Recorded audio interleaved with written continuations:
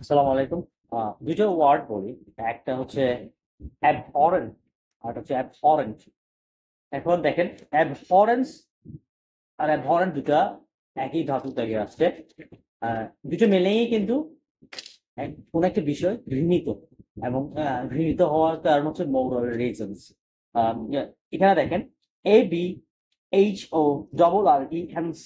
অ্যাবহরেন্ট। Abhorrence এটা বলছে a feeling of strong hatred specially for moral reasons.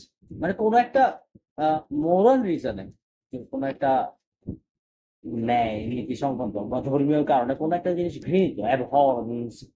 এবং এটাই হচ্ছে মানে ঘৃণিত বিষয়, এটাকে অ্যাবহরেন্স বলতে। আবার বলা যাচ্ছে অ্যাবহরেন্ট।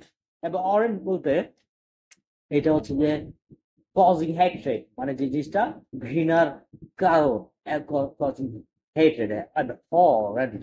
এখন স্পেশালি ফর মোরাল রিজনস একই জিনিস, হ্যাঁ। কিরকম? একটা সেন্টেন্স দিয়ে এই জিনিসটা বুঝে যায়।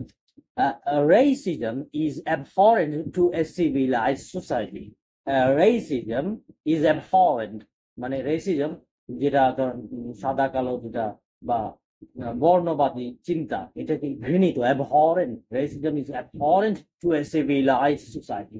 যেই সমাজটা সিভিলাইজ, যে সমাজটাতে আহ, এটা কি সিভিলাইজ, যেখানে শিক্ষা দীক্ষা সবকিছু ভালো, হ্যাঁ, এই ধরনের সোসাইটিতে বর্ণবাদ এটা ঘৃণিত। সো অ্যাবহরেন্ট, এই যে ঘৃণিত বিষয়, racism is abhorrent to a civilised society.